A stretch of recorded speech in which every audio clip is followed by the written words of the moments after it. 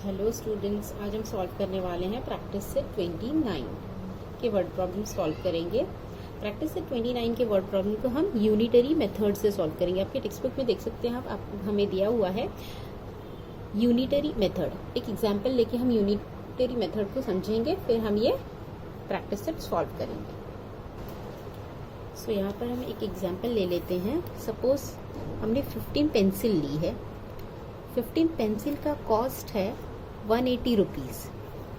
15 pencil है, उसका cost है 180 रुपीज़। और हमें पूछा गया है कि 25 पेंसिल का कॉस्ट कितना होगा। 25 पेंसिल का कॉस्ट कितना होगा, तो हम कैसे फाइंड आउट करेंगे। सबसे पहले हम एक पेंसिल का कॉस्ट फाइंड आउट करेंगे। सो कॉस्ट ऑफ 1 पेंसिल कितना होगा। 1 पेंसिल का कॉस्ट वो कैसे फाइंड आउट करेंगे। कॉस्ट ऑफ 1 पेंसिल, तो जितना भी उसका प्राइस है, 15 पेंसिल का कितना प्राइस है 180। सो 180 डिवाइड बाय 15। इस तरीके से हमें 1 पेंसिल का कॉस्ट फाइंड मिल जाएगा। सो अब 180 डिवाइड बाय 15 क्या होगा। 15 1 होता है 15, तो यहाँ से 3 बच रहा है। 3 और 0 होता है 30। सो 15 2 हो गया 30। तो हमें क्या मिल रहा है 12 मिल रहा है। मीन्स कॉस्ट ऑफ 1 पेंसिल क्या हो गया 12 हो गया। तो अब हम फाइंड आउट कर सकते हैं कॉस्ट ऑफ, हमें क्या पूछा था 25 पेंसिल। तो कॉस्ट ऑफ 25 पेंसिल क्या हो जाएगा 25 इंटू एक पेंसिल का कॉस्ट कितना है 12। सो 25 इंटू 12। तो जब हम 25 इंटू 12 करेंगे तो हमें कॉस्ट ऑफ 25 पेंसिल का कॉस्ट पता चल जाएगा कि 25 पेंसिल का कितने रुपए हैं। सो 25 इंटू 12 होता है ₹300। तो पहले हमने क्या किया, डिवाइड किया। डिवाइड करके फाइंड आउट किया कि एक पेंसिल का कॉस्ट क्या है। फिर हमने मल्टीप्लाई करके जो हमें पूछा गया था उसका कॉस्ट फाइंड आउट किया। तो इसे कहते हैं यूनिटरी मेथड। यहाँ पे आप देख सकते हैं लिखा है find the cost of 1 article from that of many by division. हमने डिविजन करके 1 आर्टिकल का कॉस्ट फाइंड आउट किया। फिर find the cost of many articles from that of 1 by multiplication. फिर हमने मल्टीप्लीकेशन करके और जो भी हमें दिया है उसका कॉस्ट फाइंड आउट कर दिया। तो इससे इस मेथड को कहते हैं यूनिटरी मेथड। तो हम यूनिटरी मेथड यूज करके इन सारे ये प्रैक्टिस सेट 29 को हम सॉल्व करेंगे। Question number 1, if 20 metres of cloth cost ₹3600, find the cost of 16 metre of cloth. हमें 20 मीटर्स ऑफ क्लॉथ का कॉस्ट दे दिया है कि इतना है 20 मीटर ऑफ क्लॉथ्स का। हमें फाइंड आउट क्या करना है 16 मीटर ऑफ क्लॉथ का कॉस्ट कितना होगा। 20 मीटर क्लॉथ का 3600 है, तो 16 मीटर का क्या होगा। हम यूनिटरी मेथड से सॉल्व करेंगे। तो पहले हम 1 मीटर ऑफ क्लॉथ का कॉस्ट फाइंड आउट करेंगे। तो हम सोल्यूशन स्टार्ट करते हैं। हम सोल्यूशन में लिखना है हमको cost of 20 metres of cloth is ₹3600। तो cost of 1 metre of cloth क्या होगा, हमें फाइंड आउट करना है cost of 1 metre of cloth पहले। तो 3600 को हम डिवाइड करेंगे 20 से, बिकॉज 20 मीटर ऑफ क्लॉथ का दिया है 3600, तो 20 से डिवाइड करेंगे। यहाँ पे 3600 को 20 से हम जब डिवाइड कर रहे हैं तो 0 तो हम डायरेक्टली कैंसिल कर रहे हैं, 0 0 बचा क्या 360/2। सो 2 1 2 होगा, और यहाँ पर 2 1 अगेन 2 1 2, यहाँ से 1 बच रहा है और ये 6, 1 और 6 हो गया 16। सो 2 8 हो गया 16, और ये 0 0 है। सो 180 मिल रहा है हमें 180। Therefore, we can write cost of 16 meter of cloth हमें क्या मिलेगा 16 meter of cloth 16 into 180, because 1 meter of cloth 180 मिला हमें, तो 16 meter of cloth क्या होगा 16 into 180 मल्टीप्लाई करेंगे तो हमें मिलेगा 2880। सो cost of 16 meter of cloth क्या मिला हमें 2880। तो नेक्स्ट हम लिख देंगे the cost of 16 metre of cloth is ₹2880। Next question number 2, find the cost of 8 kg of rice if the cost of 10 kg is 325। So cost of 8 kg of rice हमें find out करने को कहा है, और अब बताया है कि 10 kg ऑफ राइस का कॉस्ट है 325। तो हम पहले 1 kg ऑफ राइस का कॉस्ट फाइंड आउट करेंगे। So cost of 10 kg of rice 325. तो 1 kg of rice क्या होगा, 325 डिवाइड बाय 10 हो जाएगा। यहाँ पे 325 को हम 10 से डिवाइड कर देंगे। यहाँ पे 325 अपॉन 10 को हम डायरेक्टली डिवाइड कर सकते हैं।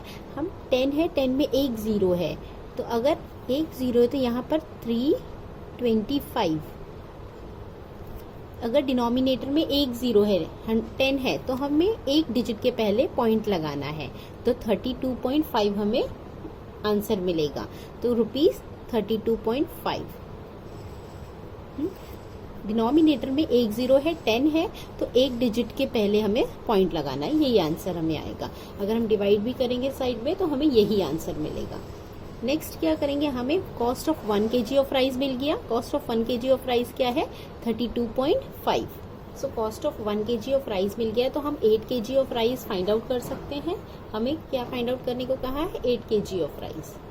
सो 8 kg ऑफ राइस क्या होगा, cost of 8 kg of rice 38 into 32.5, क्योंकि 1 kg ऑफ राइस 32.5 है।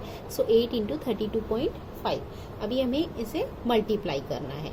हम यहाँ साइड में मल्टीप्लाई करके देख लेंगे कि 32.5 इंटू 8 है। सो 8 5 होगा 40, 0 यहाँ पर, 4 यहाँ, 8 2 16 प्लस 4 20, अगेन 0 यहाँ, 2 यहाँ, 8 3 24, 24 प्लस 2 26। सो 2600 मिल रहा है। अब हमें यहाँ पर क्वेश्चन में पॉइंट था, पॉइंट एक डिजिट के पहले था, तो आंसर में जो आंसर मिला है हमें, उसमें भी हम एक डिजिट के पहले पॉइंट लगाएंगे। एक डिजिट के पहले पॉइंट लगाएंगे तो हमें क्या मिला, 260 मिल रहा है आंसर। यहाँ पर हम लिखेंगे ₹260, बिकॉज पॉइंट के बाद अगर जीरो है तो हम वो नहीं लिखेंगे तो भी हमें चलेगा। हमें आंसर मिल रहा है 260। और लास्ट में हम लिख सकते हैं, the cost of 8 kg of rice is ₹260। Next question, question number 3. If 14 shares cost ₹5,992, so how much will have to be paid for 12 shares? 14 share के कॉस्ट दिया है 5,992। हमें फाइंड आउट करने को क्या कहा है कि 12 शेयर्स का कॉस्ट कितना होगा, 12 शेयर्स के लिए कितना पे करना पड़ेगा। सबसे पहले हमने लिख लिया कॉस्ट ऑफ 14 शेयर। 14 शेयर का कॉस्ट हमें पता है, क्वेश्चन में दिया हुआ है 5,992। सो 14 शेयर का कॉस्ट इतना है, तो 1 शेयर का कॉस्ट कितना होगा, जो कॉस्ट है 5,992 को हम किससे डिवाइड करेंगे, 14 से डिवाइड करेंगे, तो हमें कॉस्ट ऑफ 1 शेयर पता चल जाएगा, 1 शेयर का कॉस्ट मिल जाएगा। इसे हम डिवाइड करते हैं, तो हम इसे 14 से डिवाइड करेंगे। अब ये 14 हमें पता है कि 14 4 होता है 56, 14 4 हम ले सकते हैं 56। सो यहाँ से ये तो 0 हो गया सब्ट्रैक्ट करने पे, ये 9 - 6 3 मिल रहा है, और ये 9 39 हो गया। सो 14 2 हम लेंगे, 14 2 28, अगेन 9 में से 8 गया 1 बचा, 3 में से 2 गया 1 बचा, और ये 2 को भी जो लास्ट में बचा है उसे भी हम नीचे ले लेंगे, बिकॉज 11 इज लेस देन 14। सो 112 आ रहा है। अब ये 14 के टेबल में 112 कब आता है, 14 8 112 आता है। हमें आंसर मिल रहा है 428, क्योंकि 112 मिल गया, तो अब 0 0 हो गया रिमाइंडर, तो हमें आंसर मिला 428। सो अब हम लिख सकते हैं यहाँ पर ₹428, यही मिल रहा है हमें। 1 शेयर का कॉस्ट कितना है, 428। सो 1 शेयर का कॉस्ट इतना है, तो कॉस्ट ऑफ 12 शेयर्स का कितना होगा, 428 को हम 12 से मल्टीप्लाई कर देंगे। एक शेयर का इतना है, तो 12 शेयर का कितना होगा, जो 1 शेयर का कॉस्ट है उससे 12 से मल्टीप्लाई कर देंगे। अब ये मल्टीप्लाई करेंगे तो हमें क्या आंसर मिलेगा, मल्टीप्लाई करने पे हमें मिल रहा है ₹5136। तो हम कॉस्ट ऑफ 12 शेयर्स हमें मिला 5136। तो हम लिख सकते हैं यहाँ पर देयरफॉर लास्ट में ₹5136 have to be paid for 12 shares. कितने शेयर्स के लिए, 12 शेयर्स के लिए। Next question number 4, the weight of 30 boxes is 6 kg. 30 box का वेट है 6 kilo. So what is the weight of 1080 such boxes. वैसे ही 1080 बॉक्सेस का वेट कितना होगा.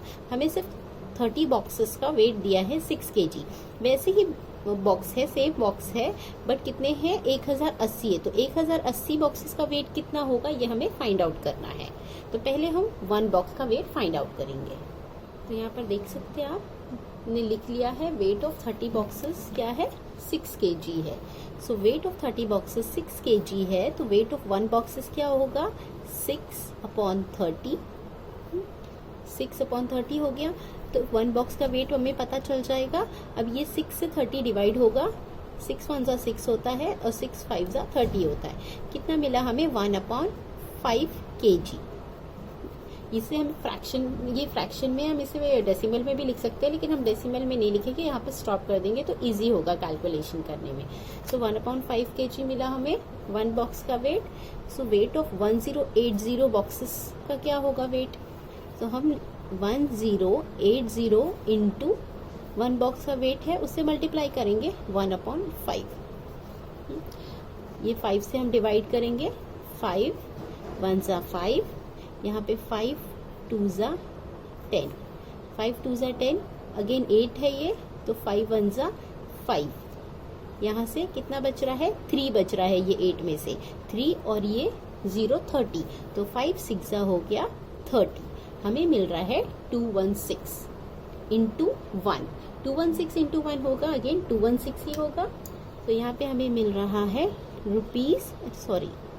kg. 216 kg.